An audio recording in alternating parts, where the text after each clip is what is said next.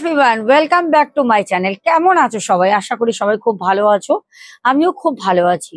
আচ্ছা, এবার আজকে তোমাদের ঘটনায় যাওয়ার আগে বলবো, গতকাল রাতে আমি ঘটনা তোমাদের জন্য শুট করতে পারিনি, কারণ কিছু কাজের জন্য আমি বাইরে ছিলাম। আর বেসিক্যালি তোমরা সবাই জানো আমি কমিউনিটি পোস্ট দিয়ে রাতে জানিয়েই দিয়েছিলাম। তো এখন যে ঘটনাটা শুনবো, সেই ঘটনাটা কালকে যেখানে গিয়েছিলাম ওখান থেকেই কালেক্ট করা একটি ঘটনা। ওখানে অনেকেই ছিলেন, তাদের মধ্যে একটি অভিজ্ঞতা তোমাদের সাথে শেয়ার করব। আগামী কোনোদিন দেখবে আমি তার বাড়িতেও চলে গেছি। তাহলে চলো, সবাইকে বলবো একটা করে লাইক করে দাও। যারা এখনো পর্যন্ত ভালোবেসে চ্যানেলটাকে সাবস্ক্রাইব করোনি তাড়াতাড়ি করে নাও। তাহলে চলো এবার ঘটনায় যাই। আর হ্যাঁ, ঘটনায় যাওয়ার পূর্বে বলে রাখি, আজকের ঘটনাটা শুনলে রাতে ঘুম হবে না। একদম রিয়েল বলছি, রাতে কিন্তু ঘুম হবে না। যারা যারা শুনতে পারবে অবশ্যই তারা ঘটনাটা শোনো। তাহলে চলো ঘটনায় এগোই। আচ্ছা, আমি কালকে যেখানে গিয়েছিলাম ওখানে অনেকেই ছিল। ওর মধ্যে একজন আমার কাজ, আমার কথা, আমার সবকিছু জানার পর আমার সাথে উনি যোগাযোগ করেন, পার্সোনালি নাম্বারও উনি নেন। উনি বলেন, ম্যাডাম আমার বাড়িতে একটি সমস্যা আছে। যেই সমস্যাটা যেখানে আমি কালকে গিয়েছিলাম ওনারা জানেন। তখন ওনারা বললেন যে ভালো হয়েছে, ম্যাডামকে পাওয়া গেছে।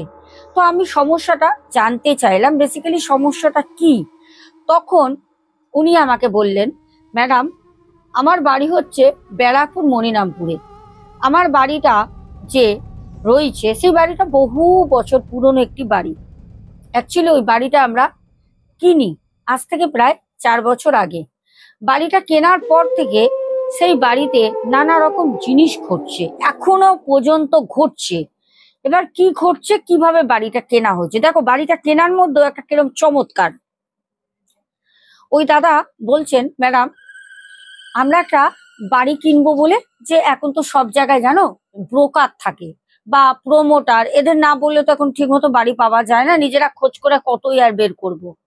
সেরকমই কিছু প্রমোটার, কিছু ব্রোকারকে, যারা এই বাড়ি জমি কেনা বেচা করে, এরকম অনেকের সাথে আমরা যোগাযোগ করি।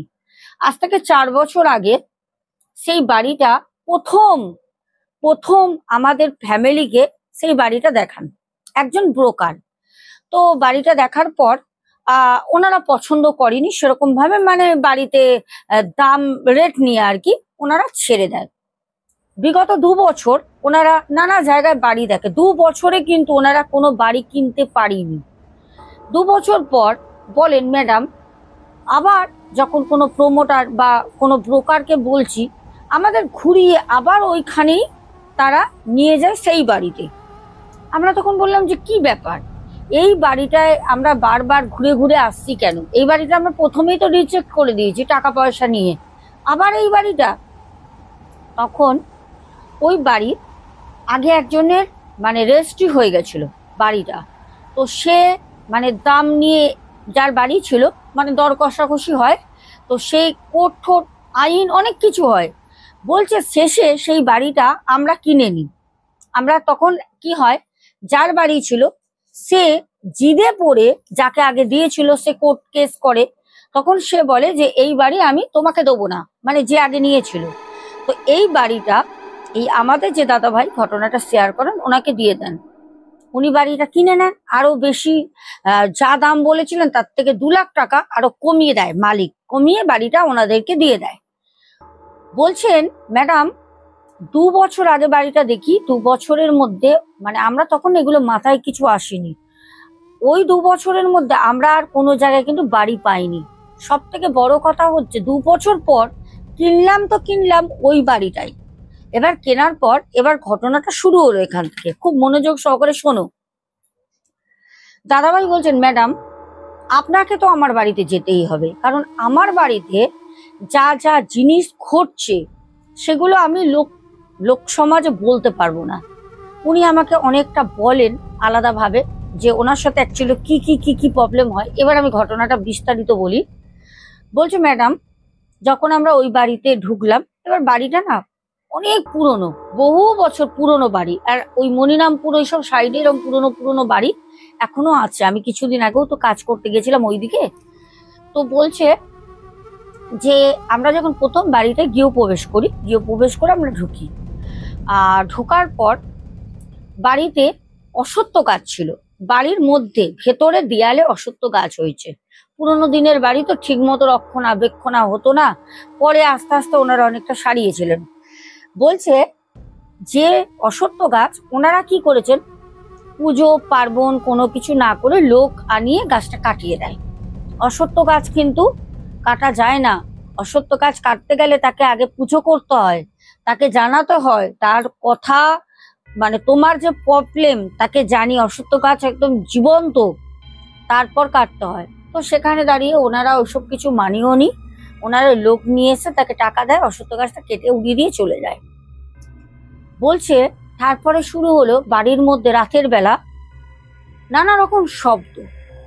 বলছে এবার একদিন ওই দাদা ভাইয়ের বন্ধুর বোনের বিয়ে ছিল, আমাদের ফুল ফ্যামিলি সবার নেমন্তন্ন। ভালো কথা, খুব আনন্দ। বোনের বিয়ে মানে বন্ধুর বোনের, মানে আমার কোনো বোন নেই, আমার বোনেরই মতো। তা আমরাও একটা ভার নিই, দায়িত্ব যে একটা মেয়ের বিয়ে হবে। আর সে বন্ধু আমার অনেক ছোটবেলার বন্ধু, আমার মা, আমার বাবা, আমার বোন সবাই চলে যায়। আর কাছাকাছি ছিল বন্ধুর বিয়েটা, তো যেই বন্ধুর বোনের বিয়ে, তো সেই বন্ধু বলল যে দেখ না, আমাদের ওখানে তো বিয়ে হচ্ছে, ওখানে তো হালকা ফুলকা খাওয়া যাবে না, মানে তো ড্রিঙ্ক করবে, নেশা করবে, ইয়াং ছেলেরা, বুঝতেই পারছো যেটা হয়, ওখানে তো হবে না। তোর বাড়িটা তো নিচের তলাটা ফাঁকা আছে, ওখানেই রাতের বেলা আজকে আসর বসবে, মানে সন্ধ্যা টাইমে। তো বন্ধু কি বলবে বন্ধুকে, তো সবাই খাবে, আনন্দ করবে। তখন দাদা ভাই বলেন ঠিক আছে, কোনো অসুবিধা নেই, রাতের বেলা চলে আসিস, সন্ধ্যাবেলা রাতের বেলা যখন খাবি চলে আসিস, আমার বাড়িতে তো মা বোন বাবা সব চলে যাবে তোদের ওখানে, আমি খুনি থাকবো। এবার বন্ধুরা কি করে, ওই নিচের ঘরটায় মানে ড্রিঙ্ক করে, দেন মাংস চিকেন অনেক রকম আইটেম এনে ওখানে খায়। এবার ওইটা আগে যার বাড়ি ছিল ওই নিচতলাটায়, সেটা ছিল হচ্ছে ঠাকুর ঘর। এবার যখন তারা বাড়িটা বিক্রি করে দিয়েছে এই দাদাদের, তখন তো ঠাকুর ঘরে ঠাকুর ঠাকুর কিছু নেই, ওনারা নিয়ে চলে গেছেন। দাদারাও জানেন না যে ওটা ঠাকুর ঘর ছিল। দাদা বলছেন জানেন ম্যাডাম, আমরা খাওয়া দাওয়া করে সন্ধ্যা পর্যন্ত খেলাম, বেশ ওখানে আমরা খেয়ে দিয়ে এবার বিয়ে বাড়ি সব যাবো, যে যার মতো রেডি হয়ে। তো বন্ধুরা অনেকেই দূর দূরান্ত থেকে আসে, তারা আমাদের বাড়িতে জামা কাপড়ও নিয়ে এসেছিল, সব ওখান থেকে চেঞ্জ করে বললো বিয়ে অ্যাটেন্ড করে যে যার মতো বেরিয়ে যাবে, আর কেউ ব্যাক করে আমাদের বাড়ি আসবে না। ভালো কথা। বলছেন আপনি বিলিভ করবেন না, আমরা সবাই ওই 8:30-8টার দিকে বিয়ে বাড়ি চলে যাই। বন্ধু একটু আগে চলে গেছে, যেহেতু উনি মানে বোনের বিয়ে। বলছে আমরা অ্যাটেন্ড করলাম, আমরা প্রায় 20-27 জন এরকম ছিলাম, 25-27 জন। যাবার পর ওখানে বেশ মজা করি, বন্ধুর বোনের বিয়ে, আমরা সবাই সপরিবারে। তা যেই বন্ধুর বোনের বিয়ে হচ্ছিল তার বাড়ি থেকে বলল যে এখন যাওয়া হবে না, বিয়ে টিয়ে হবে, সব হবে। বিয়ের লগ্ন ছিল মধ্যরাতে। তো মধ্যরাতে ছিল যখন, তখন আমার বোনকে আমার মাকে তারা বলল যে একদম বিয়ে হলে তোমরা যাবে, তোমরা তো ঘরের মানুষ, তোমরা যদি চলে যাও হয়, মানে ভালো বন্ধুর সাথে একটা সুসম্পর্ক ছিল। সেখানে গিয়ে আমার দাদা ভাই বলেন আমি ওখানে থেকে যাই, আমার মা, আমার বাবা, এমনকি আমার বোন, আমরা সবাই ওই বিয়ে বাড়িতে থাকি। বন্ধুর বোনের বিয়ে বলে কথা, বিয়ে হচ্ছে, খুব আনন্দ, খুব খুব খুব খুশি আমরা। যখন ভোর রাত্রে দাদাভাই কি করেন, বাড়ি চলে আসেন। ভোর রাত্রে আর উনি কি করবেন, দাদাভাই বলেন বাড়িটাও পড়ে রয়েছে, সবে নতুন বাড়ি। তো আমি মাকে বললাম মা, চাবিটা রাখতে দিয়েছিলাম গিয়ে রাতের বেলা, তো মাকে বললাম মা চাবিটা দাও, তোমরা একটুখানি সকাল করে আসো, আমি বাড়ি চলে যাই। খুব একটা ডিস্টেন্স না, ওনার কাছে মোটর সাইকেল ছিলেন। দাদাভাই বাড়ি আসেন। বলছে আমি যখন বাড়ি ফিরলাম তখন কাক ভোর, আলো বেরোয়নি।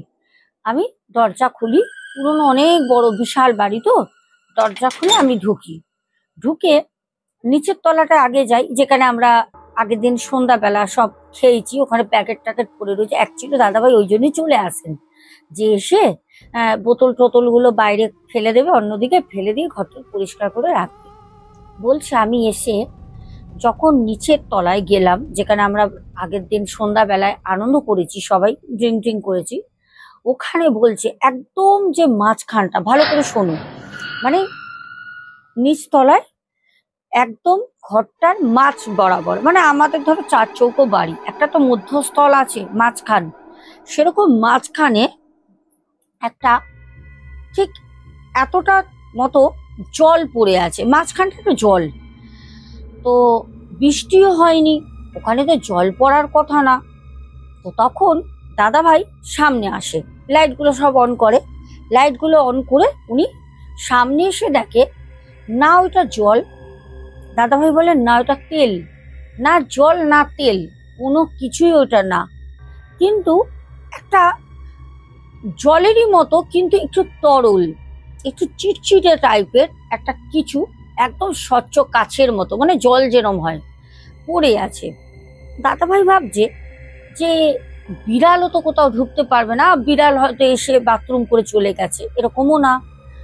আর আমার বন্ধুরা তো একটা সাইডে খেয়েছে, ওরা তো একটা কোণে খেয়েছে, সোফা টোপা আছে ওখানটা, এইদিকে তো আসেনি, তাহলে এটা কি পড়েছে? দাদা ভাই বলছে ম্যাডাম আমার না কিরকম একটা খটকা লাগে, একটা কিরকম লাগলো খটকা। আমি তখন লাইটগুলো অন করে ভালো করে না ওখানটা ঘুরে ঘুরে দেখছি যে অ্যাকচুয়ালি ওটা কি। দাদা ভাই যখন বললেন এই কথাটা, শোনার পর আমারও একটা মনের মধ্যে কিরম কিরম লাগলো, তোমাদেরও লাগবে। দাদা ভাই বলেন ম্যাডাম আমি ওই জলটা যখন দেখছি যে জলটা কোথা থেকে আসলো, কোথা দিয়ে গড়িয়ে এসছে নাকি, কোনো জায়গায় লিক আছে নাকি, এরকম তো হবার না, বৃষ্টিও হলে না বলতাম কোথা থেকে এসছে।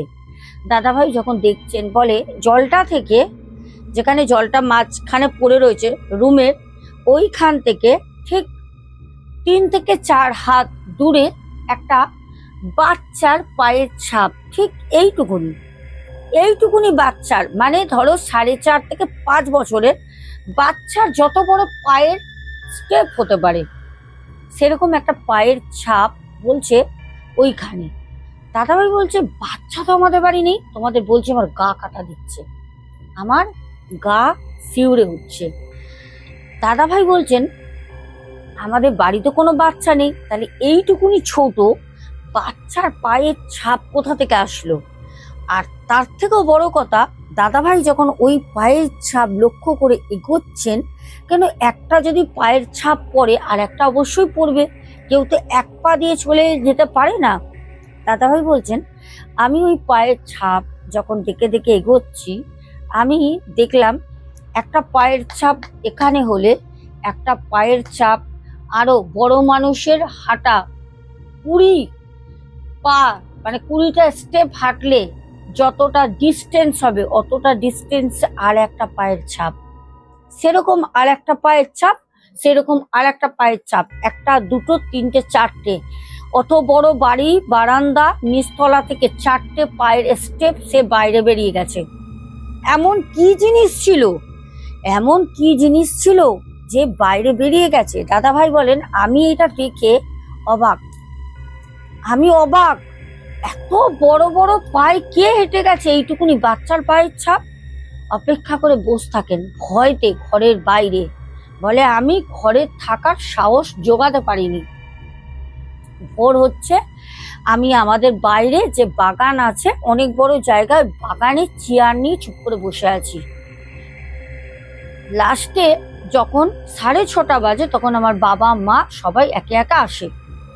বলছে আমার বাবা মা যখন আসে, আমার বোন বলছে কিরে দাদা তুই বাইরে বসে রয়েছিস কেন, কি হয়েছে? আমার মা আমাকে বলছে কিরে বাইরে বসে? আমি তখন মাকে বাবাকে বললাম তোমরা একটু এসো তো ঠাকুর ঘরে, মানে ওইটা তো ঠাকুর ঘর ছিল অ্যাকচুয়ালি নিচটা, তখন বলো তোমরা একটু ঠাকুর ঘরে এসো। তখন মা বাবা যায়, বলছে সেই যে পায়ের ছাপ দিদি, মানে বলছে ওই পায়ের ছাপ ম্যাডাম আপনাকে কি বলবো, সেদিন জল দিয়ে মুছি, মোছার পর আমরা ভেবেছি চলে গেছে, সেই পায়ের ছাপ যায়নি। পরের দিন আমার মা সার্পের গুঁড়ো দিয়ে সেই পায়ের ছাপ তুলতে পারিনি, সেই পায়ের ছাপ ওই রকমই ছিল, আর সেই জল আপনা আপনি ভ্যানিশ হয়ে গেছে। যেই জলটা দেখেছিল যে জল জাতীয় কিছু জিনিস, ওটা জল না, ওটা আপনা আপনি ভ্যানিশ হয়ে গেছে। পরে দাদা ভাই যখন এই ঘটনা পার্শ্ববর্তী যে আমাদের প্রতিবেশী থাকে বাড়ির আশেপাশে, তাদেরকে বলে 2-4 দিন পর যে আমাদের বাড়িতে এরকম এরকম ব্যাপার হয়েছে, আমরা জানি না, আমরা বাড়িটা কিনেছি, আপনারা কি কিছু জানেন? তখন দাদাভাইকে সবাই বলেন, না জেনে না জিজ্ঞেস করে আপনি বাড়িটা নিলেন কেন? কেন নিলেন মশাই? বাড়িটা নেওয়ার আগে আপনি তো আমাদেরকে জানাবেন। যে বাড়ির অ্যাকচুয়ালিও মালিক ছিল আর যে ব্রোকারকে দিয়েছিল, তারা ভেতরে ভেতরে অনেক পার্টি এনেছে, ওই বাড়ি বিক্রি করা যায়নি। কারণ জানা যায়, আমাকে দাদাভাই বলেন, আমি ওনাকে আগেই বলেছি মার্ডার হয়েছিল। বলছে হ্যাঁ ম্যাডাম, ওই বাড়িতে মার্ডার হয়েছিল। উনি কি বলবেন, ওনার কথা বলার সাথে সাথে আমি ওনাকে যেই কোশ্চেনগুলো রিপিট করছিলাম, উনি আমাকে বলছেন ম্যাডাম আপনি ঠিক বলছেন, একদম কারেক্ট, ওই বাড়িতে মার্ডার করা হয়েছিল। আর শোনা যায় আশেপাশের লোকের মুখে ওই বাড়িতে ব্রহ্মদৈত্য ছিল। আমি বললাম না, ব্রহ্মদৈত্য ছিল না, ওই বাড়িতে কোনো অপদেবতা আছে, এখনো আছে। জিজ্ঞেস করলাম এখনো কি এরকম কিছু হয়? উনি বললেন হ্যাঁ ম্যাডাম, এখনো হয়, এখনো ওই বাড়িতে অনেক কিছু হয় এখনো। বলছে রাতের বেলা আমি একা শুয়ে থাকি দোতলার ঘরে, রাতের বেলা ওখানে সবাই আছে বলে উনি আমাকে ইশারা করে বলছেন ম্যাডাম রাতের বেলা আমার সাথে কেউ ফিজিক্যাল রিলেশন করে, আমি সকালবেলা উঠতে পারি না। আমি বললাম অদ্ভুত ব্যাপার। বলছে আমি কাউকে দেখি না, ঘরের মধ্যে আমি আমার দোতলার রুমে শুয়ে থাকি, আমার ঘরের মধ্যে আমি বুঝতে পারি যে আমার বেডের চারপাশে কোনো কেউ আছে, কিন্তু আমি খালি চোখে কাউকে দেখতে পারি না। এবার উনি একটা জায়গায় কাজ করেন, উনি সকালবেলা 10টায় আসেন, বাড়ি যেতে যেতে ওনার 9:30 10টা। বলে ম্যাডাম আমি ওই যে এতটা টাইম বাইরে যে সময় দিচ্ছি, কাজ করছি, মাথায় চাপ, প্রচুর লোক আমাকে প্রত্যেকদিন সামলাতে হয়, আমি এরকম একটা জায়গায় কাজ করি, বাড়িতে এসে দুটো খেয়ে বিছানায় শুলেই আমার চোখটা জুড়িয়ে যায়, আমি ঘুমিয়ে পড়ি, আমার কোনো হুঁশ থাকে না। মধ্যরাতে আমার বুকের উপর চেপে বসে থাকে, আমি দম নিতে পারি না। এটা কালকে শুনে এসছি এইটা। ওনার বাড়িতেও যাব, উনি আমাকে খুব তাড়াতাড়ি বলেছেন ম্যাডাম আমি যোগাযোগ করবো, আপনি একবার বাড়িতে আসেন, আপনি একবার আসেন। আমি ওনাকে কথা দিয়েছি যাব, দেখব গিয়ে কি আছে। বলে ম্যাডাম আমার বুকের উপর এরকম ভাবে চেপে থাকে, মানে আমি দম নিতে পারি না, তাকে সরাতে পারি না। যখন আমি শুয়ে শুয়ে কৃষ্ণ কৃষ্ণ নাম নিই, তখন আস্তে আস্তে আস্তে আস্তে মানে বুকটা আমার হালকা হয়ে যায়, আস্তে আস্তে বুকটা হালকা হয়ে যায়। মানে আমি কিভাবে প্রত্যেকটা রাত ঘুমাই সেটা আমার থেকে ভালো কেউ জানে না। বলে আরো উনি অনেক কিছু জানান। বলছে এরকমও হয় সন্ধ্যাবেলা আমার মা আমাকে ফোন করে বলে যে বাবা তুই কি বাড়ি এসছিস? আমি মাকে বলি কই না তো মা। বলে এই মা এক্ষুনি তো মনে হলো নিচ থেকে তুই ডাকলি। আমার মা একটুখানি পায়ে ব্যথা, ওনার বাথের ব্যথা, একটু মানে ভারী চেয়ারা তো, সিঁড়িতে উনি ওপরেই থাকেন, বেশি নাবেন না, বোন নাবে ওঠে কেউ আসলে, বাবাও সেরকম নাবা ওটা করেন না। বলছে আমি তোর বোনকে বললাম যে দেখ তোর দাদা এসছে, যা আগে দরজাটা খুলে দে। ও আমাকে এসে উপরে গিয়ে চিৎকার চেঁচামেচি করছে, বলছে কেন তুমি বাজে কথা বলো, কোথায় দাদা এসছে, দাদা তো আসেনি। তারপর যখন দাদা ভাইকে ওনার মা ফোন করেন, তখন দাদা ভাই বলছে না আমি তো ব্যারাকপুরে কাজে আছি, আমি তো এখনো আসিনি, আমি তো 9টা 9:30 বাড়ি ফিরবো। সন্ধ্যাবেলা ওই দাদা ভাইয়ের নাম করে তাহলে কে ডাকছিল এখনো পর্যন্ত হয়। বলছে যেই মানে বন্ধুটার বোনের বিয়ে হলো রিসেন্টের কথা বলছে, আমি মানে উনি যেখানে চাকরি করেন ওখানে একদিন ওনাদের কোনো কারণে কোনো ফেস্টিভ্যাল ছিল, এরকম কিছু আসেননি, উনি বাড়িতে ছিলেন। বলছে সন্ধ্যেবেলা আমি পুজো টুজো দিই, বোন কখনো দিল, বোনের শরীর টরীর খারাপ হলে আমি দিই বাড়িতে থাকলে। উনি সেদিন পুজো টুজো দিয়েছেন। তো ওনার বোন অ্যাকচুয়ালি ছিল না, কলকাতায় কোনো একটা বই কিছু আনতে গেছিল, কলেজে পড়ে। বলছে আমি সন্ধ্যাবেলা পুজো টুজো দিয়ে চুপ করে ঘরে বসে রয়েছি, মায়ের সাথে কথা বলছি।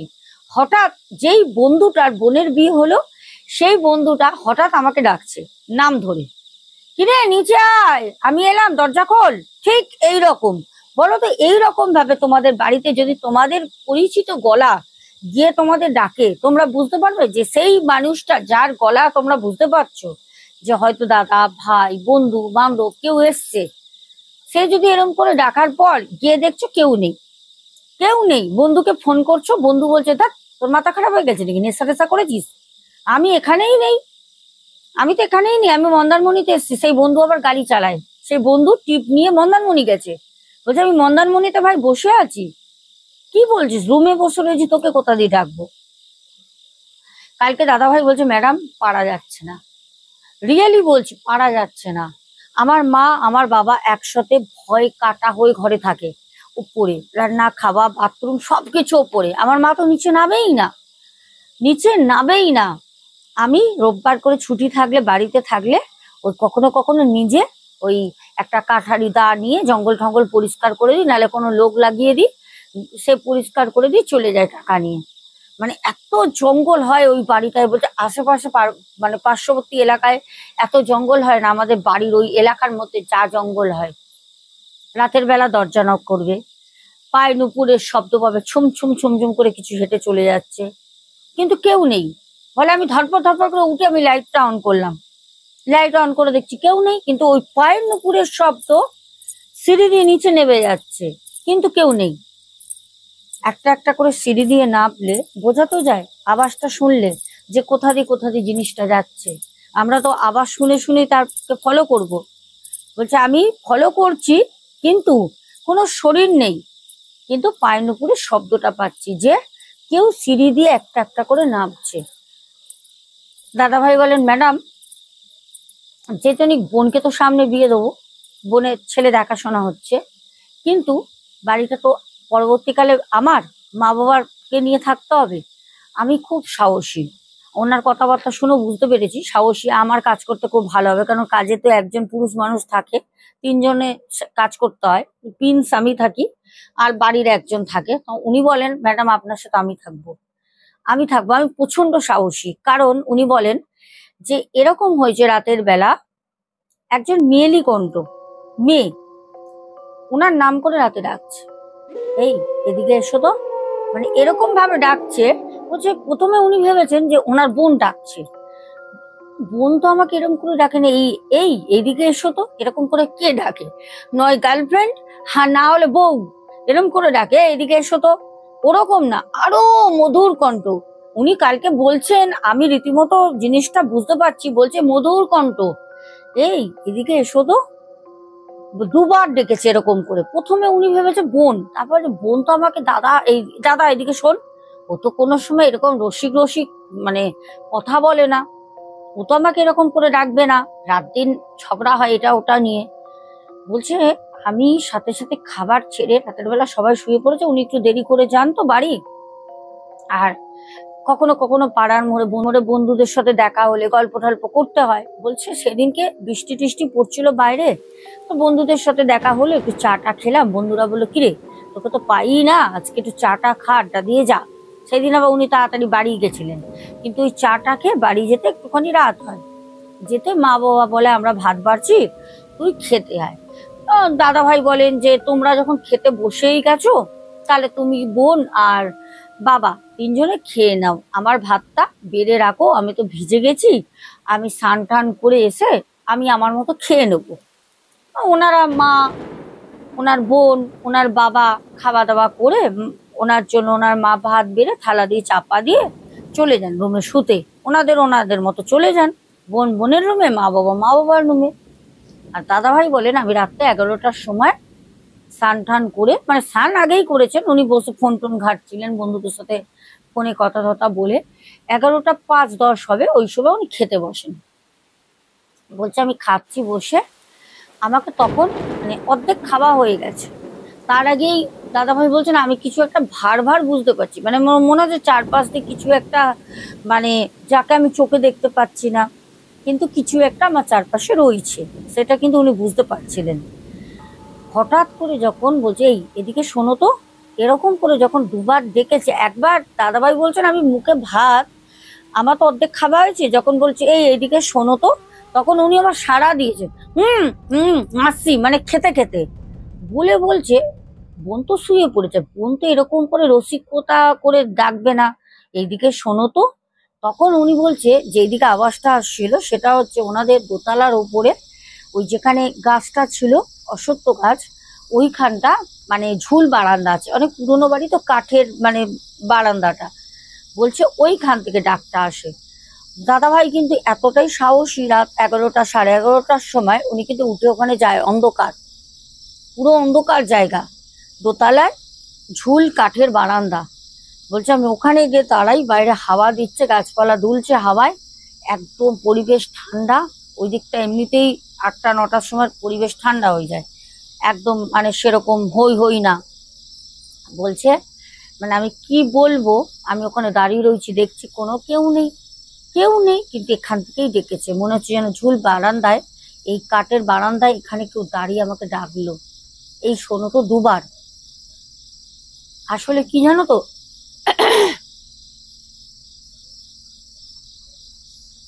আসলে কি বলতো দর্শক বন্ধুরা, দেখো, ওনাদের ক্ষতি করুক আর নাই করুক, কিছু হোক না হোক, দাদাভাই একটাই কথা বলেন যে এখন আমার বোনের বিয়ে হয়নি, আমার মা আমার বাবা সবাই অসুস্থ, সেখানে দাঁড়িয়ে আমার বোন বাড়িতে একা থাকে, মানে আমি যতক্ষণ পেশেন্ট না থাকি আমার বোনই কিন্তু মা বাবাকে দেখাশোনা করে।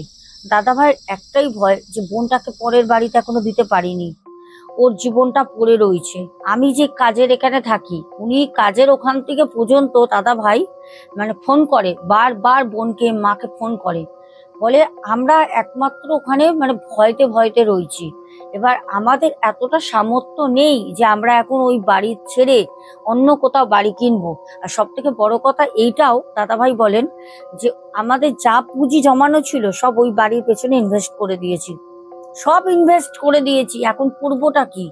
আর ওই বাড়ি বিক্রিও করতে পারবো না, কারণ ওই বাড়িতে যা মানে হচ্ছে আমরা তো না জেনে কিনে ফেলেছি, কিন্তু পরে শুনি ওই বাড়িতে মার্ডার হয়েছে, ওই বাড়িতে নাকি ব্রহ্মদৈত্য আছে, যদিও ব্রহ্মদৈত্য আছে কিনা আমরা জানি না, এগুলো পাড়ার লোকের মুখে উড়ে আসা কথা শোনা হয়েছে, কিন্তু মার্ডার হয়েছে এটা পরে যখন বাড়িওয়ালাকে মানে সরি বাড়ি যার ছিল মালিককে জিজ্ঞেস করেছিল ফোন করে, ওনারা তো সেখান থেকে চলে গেছে বাইরে আসামের দিকে, যখন জিজ্ঞেস করে তখন ওনারা বলছে যে হ্যাঁ মার্ডার হয়েছিল, মার্ডার হয়েছিল, ঝামেলা হয়েছে, ঝামেলা করেছে, দুজনে গুলি মেরে দিয়েছিল মাথায়, ভাবো ওই নিচে, ওইটা ওরা ওই জন্য তখনই নাকি খারাপ হয়ে গেছিল, বাড়িওয়ালা বলছে ওই জন্য আমরা ওইটা ঠাকুর ঘর করেছিলাম, কিন্তু এই কথাটা লুকিয়ে দাদাভাইকে বাড়িটা বিক্রি করেছে। আমি তখন দাদাভাইকে বললাম আপনি বলেননি যে আপনি লুকিয়ে কেন বাড়িটা দিলেন, আপনার এই বাড়িতে যখন মার্ডার হয়েছে, আপনার বাড়ি খারাপ, আপনারাই ভয়ে যখন ঠাকুর ঘর করে দিয়েছিলেন ওইটা, তাহলে আপনি আমাকে এটা কেন বিক্রি করলেন? আমি দাদাভাইকে জিজ্ঞেস করলাম, দাদাভাই বলছে বলেছিলাম, উনি কোনো উত্তরই দেননি, পরে যখন ফোন করেছি কোনো কারণে ফোনই উনি আর তোলেননি, অন্য বন্ধুর ফোন থেকে ফোন করেছি, হ্যালো, কলাপে কেটে দিয়েছে, মানে এটা ফ্রড, ফ্রড করে বিক্রি করে দিয়ে চলে গেছে বাড়িটা। এখন ভুক্তভোগী দাদাভাই, দাদাভাইয়ের বোন আর মা বাবা, ভাবো কি অবস্থা। দাদাভাই আমাকে অনেক করে রিকোয়েস্ট করেছে আমি অবশ্যই যাব, গেলে তোমরা সেই বাড়িরও চিত্র পুরো ভিডিও স্বরূপ দেখতে পারবে, দেন আমি কাজ করলে তো তোমরা দেখতেই পারবে। চলো এবার আমি দেখি তোমরা পরশুদিনকে যে ঘটনাটা দিয়েছিলাম কারা কারা সুন্দর সুন্দর কমেন্ট করেছো। চলো, প্রথম আমাদের পরশুদিন রাতে যে ঘটনা যায়, প্রথম কমেন্ট করেছিলেন স্বপ্না বাজাল দিদিভাই, তারপরে কমেন্ট করেছো স্বপন রাউত, সুপর্ণা দি, তারপর শম্পা মিনি কিচেন এবং হিন্দু হেসেল, টক ভালোবাসি, তারপরে জবা দেবী কমেন্ট করেছিলেন, তারপরে সন্ধ্যা মণ্ডল, আচ্ছা শুভঙ্কর ঘোড়ই, প্যান্থার গেমিং ওয়াইটি, তারপরে শম্পা মিনি কিচেন আবারও কমেন্ট করে, তারপর মিম কমেন্ট করে, তারপর আমাদের পিয়ালি ভারদুয়াজ, তারপর কমেন্ট করেছে শৃঙ্খা বণিক, তারপরে জাসমিন কালাম আমাদেরকে কমেন্ট করেছো, তারপরে বলেছো আমাদের পিয়ালি ভারদুয়াজ, পরপর দুটো আরো কমেন্ট করেছো, তারপরে ভারতী দত্ত দিদিভাই কমেন্ট করেছেন, তারপরে কমেন্ট করেছে, তারপরে মনিদীপা ব্যানার্জি, তারপর কমেন্ট করেছো টুকু সাবারবাল, তারপর কমেন্ট করেছো সিংখা বণিক আবারও, জয় বড় মায়ের জয়, আচ্ছা, তারপরে তপতি দত্ত, তারপরে সন্ধ্যা মণ্ডল, গায়ত্রী মুখোপাধ্যায়, আমি তো কোনোদিনও লাইভ দেখতে পাই না, এখন দেখছি। লাইভ কি করে দেখবে? দেখো, আমি লাইভ যখন করি তখন তো কমিউনিটি পোস্ট আমি দিয়ে দিই, আর এখন তো আমি রেকর্ড করে সেটা পাবলিক করছি। আচ্ছা, জলি হাজরা আর দিদিভাই কমেন্ট করেছো, তারপর সন্ধ্যা মণ্ডল, তারপরে আমাদের কমেন্ট করেছো শামিমা সামরোজ, আমাদের পিয়ালি ভারদ্বাজ, সোনিয়া মণ্ডল, তারপরে গীতা দাস দিদিভাই, আবারও পিয়ালি ভারদ্বাজ, কৌশিকী ঘোষ, সুপর্ণা দাস, বর্ষা সরকার, জাসমিন কালাম, অনুপম বিশ্বাস, তারপরে কমেন্ট করেছো পিয়ালি কোয়েল, বলেছো গল্পটা খুব ভয় লেগেছে দিদিভাই। মাগো, জয় বড় মায়ের জয়, জয় মা, জয় বড় মায়ের জয়। তারপরে জলি নন্দী দিদিভাই বলেছে সানডে হলে খুব ভালো হয়। ও, মিট আপ করার কথা। দেখো, মিট আপ করার কথা আমি তো এক এক করে আলাদা আলাদা করে বলতে পারি না। তোমরা এখানে নিজেরা নিজেরা সব কমেন্টের নিচে নিচে কথা বলে একটা দিন তোমরা ঠিক করো, তারপর আমি অবশ্যই তোমাদের সাথে দেখা করবো গো। তোমাদের সাথে দেখা করার জন্য আমার মনটা না ছটফট ছটফট করে। ভাবলেই যেন সত্যি কথা বলতে খিদে পায় না, ঘুম হয় না, মানে মনে হয় যে কবে দেখা করব, কবে দেখা করব, এরকম মনের মধ্যে চলতে থাকে। তারপরে সুকন্যা কমেন্ট করেছো, তারপরে কমেন্ট করেছো ডালি আগরতলা থেকে দিদিভাই, বলেছো আমি ডালি আগরতলা ত্রিপুরা থেকে। সোনামা, তোমাকে খুব সুন্দর লাগছে, কারোর নজর না লাগে। একদম লাগবে না, তোমরা যে আছো। আচ্ছা, তারপর কমেন্ট করেছো আমাদের পিয়ালি ভারদ্বাজ, আবারও কিউট দিশা ব্লগস। তারপর কমেন্ট করেছো আমি বোলপুরেই থাকি, শুনলাম। আচ্ছা, খুব ভালো লাগলো। আচ্ছা, স্মার্ট বাংলা। আচ্ছা, তারপর কমেন্ট করেছো আমাদের শ্রাবণী হাজরা, পাপ্পুদে ভাই, নীলিমা সিংহ, তারপরে রিঙ্কু নিয়োগী, সন্তুর দুনিয়া, টুকু সাবারওয়াল, তারপরে মৌসুমী অধিকারী দিদিভাই, উত্তম বড়ুয়া, সীমা সর্দার। আবার আমাদের কমেন্ট করেছো আব্দুল হক ভাই, টক ভালোবাসি, আবারও কমেন্ট করেছো বিক্রম শাহ, কমেন্ট করেছো রূপা দে বোন, কমেন্ট করেছো, তারপরে কমেন্ট করেছো অনামিকা মুখার্জি।